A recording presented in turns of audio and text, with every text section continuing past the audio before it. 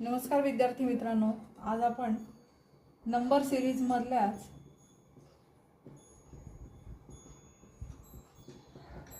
पुढचे जे काही उदाहरणं आहेत ते पाहणार आहोत। याआधी आपण काही उदाहरणं पाहिलेली आहेत।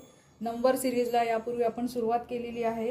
इयत्ता चौथीच्या स्कॉलरशिपच्या इंटेलिजन्सच्या इंग्लिश मीडियमचे जे पुस्तक आहे तर त्यातले आपण काही उदाहरणं इथे पाहणार आहोत। तर मी इंग्लिश आणि मराठी असं दोन्ही भाषांमध्ये तुम्हाला समजून सांगेल, जेणेकरून जे इंग्रजी माध्यमातले विद्यार्थी आहेत त्यांनाही समजेल आणि मराठी माध्यमातले विद्यार्थी आहेत त्यांनाही समजेल।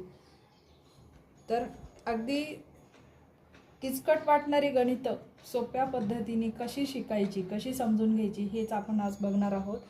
तर त्यामधले आपण सुरुवातीला काही 2 ते 3 प्रश्न पाहिले होते, तर आता पुढे आपण कंटिन्यू करूया। नंबर सिरीज मधलेच हे प्रश्न आहेत। तर बघा, प्रश्न आहे पुढचा नंबर जो आहे प्रश्नाचा तो टाकूया आपण।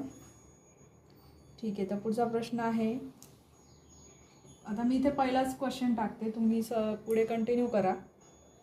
नंबर 38 नंतर 47, त्यानंतर आहे 56, 65 आणि क्वेश्चन मार्क आणि पर्याय दिलेले आहेत, ऑप्शन्स दिलेले आहेत। ऑप्शन्स आर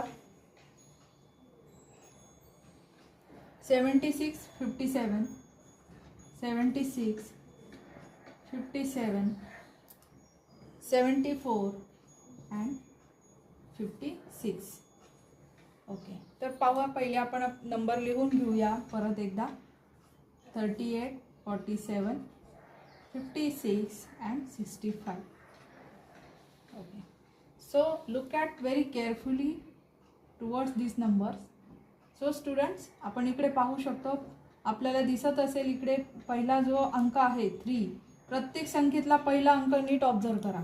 काय दिसतो इथे 3, इथे 4, पुढे काय 5, इथे आहे 6, म्हणजे 3 चा 4 झाला, म्हणजे कितीने इन्क्रीज झाला by 1, number increase by 1। Okay, बघा, म्हणजे 3 मध्ये 1 मिळवला आला 4, 4 मध्ये 1 मिळवला आला 5, 5 मध्ये 1 मिळवला आला 6, मग 6 मध्ये 1 मिळवल्यानंतर इथं काय येणार आहे 7 येणार आहे, बरोबर। आता पुढे इथे काय झालंय, याच्या अगदी उलट, इकडे काय झालंय 8चा झालाय 7, म्हणजे डिक्रीज झाले, 7चा झाला 6, 6चा झाला 5, म्हणजे एका नंबरनी डिक्रीज होत गेले। आलं लक्षात? म्हणजे आता 5चा काय होणार आहे 4 होणार आहे, 5 मधून 1 गेला 4, उत्तर काय आलं 74, ऑप्शन नंबर 3। अशा पद्धतीने